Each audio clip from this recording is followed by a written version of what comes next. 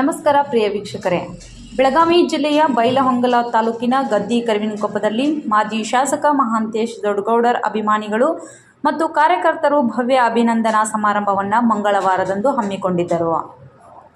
DCC bank ನಿರ್ದೇಶಕರಾಗಿ ಸತತ 8ನೇ ಬಾರಿಗೆ ಆಯ್ಕೆಯಾದ ದೊಡ್ಡಗೌಡರನ್ನು ಸನ್ಮಾನಿಸಿ ಸಂಭ್ರಮಿಸಲಾಯಿತು.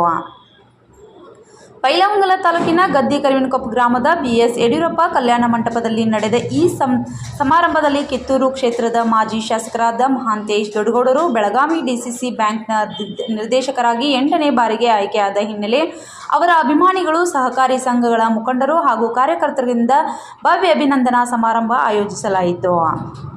ರೈತಗೀತೆ ಗಾಯನ ಹಾಗೂ ದೀಪ ಬೆಳಗಿಸುವ ಮೂಲಕ ಕಾರ್ಯಕ್ರಮಕ್ಕೆ ಚಾಲನೆ ನೀಡಲಾಯಿತು. ಕಾರ್ಯಕ್ರಮದಲ್ಲಿ ಬೆಳಗಾವಿ ಡಿಸಿಸಿ ಬ್ಯಾಂಕ್ ಅಧ್ಯಕ್ಷರಾದ ಅಣ್ಣಾಸಾಹೇಬ್ ಜೊಲ್ಲೆ, ಕೆಎಲ್ಇ ಸಂಸ್ಥೆಯ ಉಪಾಧ್ಯಕ್ಷ ಬಸವರಾಜ ತಟವಾಟಿ ಸೇರಿದಂತೆ ಅನೇಕ ಮುಖಂಡರು ಉಪಸ್ಥಿತರಿದ್ದರು. ಈ ಕಾರ್ಯಕ್ರಮದ ವಿಶೇಷವೇನೆಂದರೆ, ಸಾರ್ವಜನಿಕರಿಗೆ ಬೆಳಗಾವಿ ಡಿಸಿಸಿ ಬ್ಯಾಂಕ್ ಕುರಿತು ಇರುವ ಪ್ರಶ್ನೆಗಳನ್ನು ನೇರವಾಗಿ ಅಧ್ಯಕ್ಷರಿಗೆ ಕೇಳಲು ಅವಕಾಶ ಕಲ್ಪಿಸಲಾಗಿದ್ದು, ಪಿಕೆಪಿಎಸ್ ಸದಸ್ಯರು ಹಾಗೂ ಸಾರ್ವಜನಿಕರು ಕೇಳಿದ ಪ್ರಶ್ನೆಗಳಿಗೆ ಅಧ್ಯಕ್ಷರಾದ ಅಣ್ಣಾಸಾಹೇಬ್ ಜೊಲ್ಲೆ ಸ್ಪಷ್ಟನೆ ನೀಡಿದರು.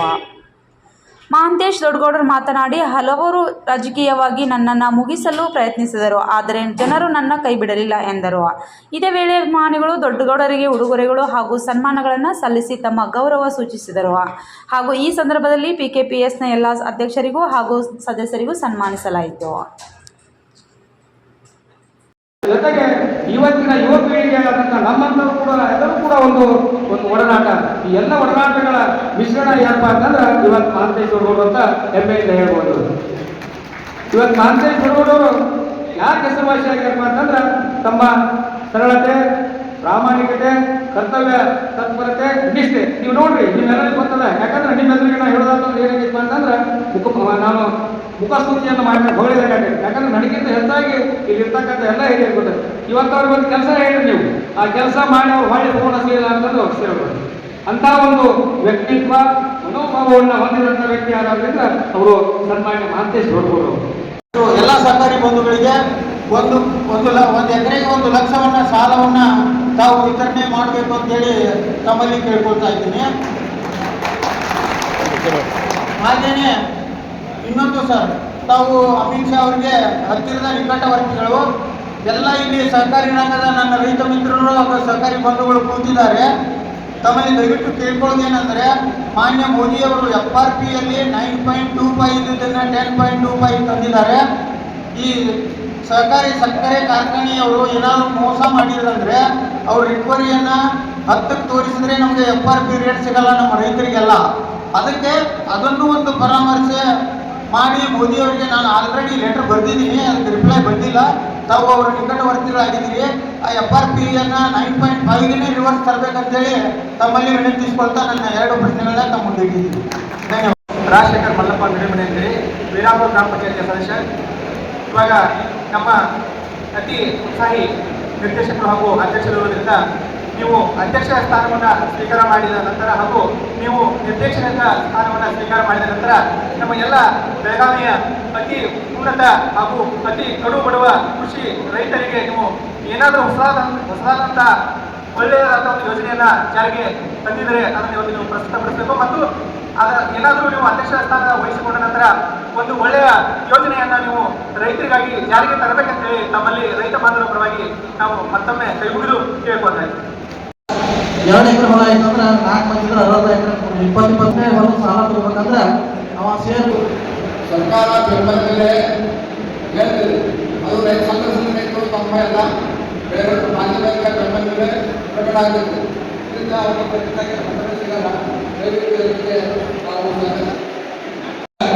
PIPSFನ ಅಧ್ಯಕ್ಷರಾಗಿ ಇವತ್ತು ನೀವು ಯಾವ ರೀತಿಯಾಗಿ ನಿಮ್ಮ ಬ್ಯಾಂಕಿನ ಸಿಬ್ಬಂದಿಗಳಿಗೆ ಆಡಳಿತ ಮಾಡಿದ್ದೀರಿ, ನಮ್ಮ ಸಿಬ್ಬಂದಿಯನ್ನು ಕೂಡ. ಯಾಕಂದ್ರೆ ಇಡೀ ಜಿಲ್ಲೆಯಲ್ಲಿ ಕೇವಲ 10 ಮಾರ್ಕೆಟಿಂಗ್ ಸೈಟ್ ಎಲ್ಲ ಕೂಡಿದ ಸಿಬ್ಬಂದಿಗಳು ಕನಿಷ್ಠ 70-80 ಲಕ್ಷ ಆಗ್ತಾರೆ.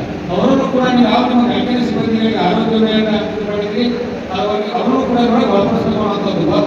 ಅದ್ರ ಜೊತೆಗೆ ಇವತ್ತು ಪ್ರಾಥಮಿಕ ಕೃಷಿ ಪತ್ತಿನ ಸಹಕಾರಿ ಸಂಘಗಳ ಏನು ಆಡಳಿತ ಮಂಡಳಿಯ ನಿರ್ದೇಶಕರಲ್ಲ, ಅವರನ್ನು ಕೂಡ ಒಂದು ಆಡಳಿತ ವ್ಯಾಪ್ತಿಯೊಳಗೆ ಸೇರಿಸ್ಕೊಳ್ಬೇಕಂತ. ಯಾಕಂದ್ರೆ ತಮ್ಮ ಮೊದಲ ಅಧ್ಯಕ್ಷರಾದಾಗ ಇವತ್ತಿನವರೆಗೆ ಸುಮಾರು 55 ಸಂಘಗಳಿದ್ದರು. ಈಗಾಗಲೇ 75 ಸಂಘಕ್ಕೆ ಒಯ್ದದ್ದು. 35 ಕೋಟಿ ಸಾಲಿದ್ದು 262 ಕೋಟಿಗೆ ಹೋದದ್ದು. ಇದೇ ಪ್ರಕಾರ ಠೇವುಗಳು ಕೂಡ ಬರೇ ಒಂದು 100 ಕೋಟಿಯಿಂದ 327 ಕೋಟಿ, ಈ ಪ್ರಕಾರ ಎಲ್ಲದರಲ್ಲಿ ಕೂಡ ಒಂದು ಗಣನೀಯ ಸಾಧನೆಯನ್ನು ಈ ಬೈಲಹೊಂಗಲ ತಾಲೂಕಿನಲ್ಲಿ ಸಾಧಿಸಿದ್ದೇವೆ. ಮತ್ತೊಮ್ಮೆ ನಾನು ಅವರಿಗೆ ಅಭಿನಂದನೆ ಸಲ್ಲಿಸುತ್ತೇನೆ. ಇವತ್ತು ಈಗಾಗಲೇ ಸಾಕಷ್ಟು ವಿಷಯಗಳು ಕೂಡ ತಾವು, ಯಾಕಂದ್ರೆ ಮಹಂತೇಶ್ ದೊಡ್ಡಗೌಡರು ಅಭಿನಂದನಾ ಕಾರ್ಯಕ್ರಮ ಅಂದ್ಕೊಂಡೆ ಮತ್ತು ನಮ್ಮ ಸಂಘಕ್ಕೆ ಏನು ಉಪಯೋಗ ಆಗುತ್ತೆ ಅಂತ ಒಂದು ಮೇಲೆ ವಿಚಾರ ಮಾಡ್ತಾರೆ. ಪ್ರೀತಿಯಿಂದ ಆಶೀರ್ವಾದ ಮಾಡಿ ಇಲ್ಲಪ್ಪ ದೊಡ್ಡಗೌಡ ಮಗ ಒಳ್ಳೇದು ಮಾಡತ್ತಾನ ಅಂತೇಳಿ ಭಾಳ ಪ್ರೀತಿ ಎಲ್ಲ ಇವತ್ತು ನಮ್ಮ BJP ಇರ್ಬೋದು, ಕಾಂಗ್ರೆಸ್ ಎಲ್ಲ ಹೀಗೆ ಜೊತೆಗೆ ತಮ್ಮೆಲ್ಲ ಅಧ್ಯಕ್ಷರು, ಆಡಳಿತ ಮಂಡಳಿ ಸದಸ್ಯರು ಭಾಳ ಪ್ರೀತಿಯಿಂದ ಆಶೀರ್ವಾದವನ್ನು ಮಾಡ್ಕೊತ ಬಂದಿದ್ದೀವಿ.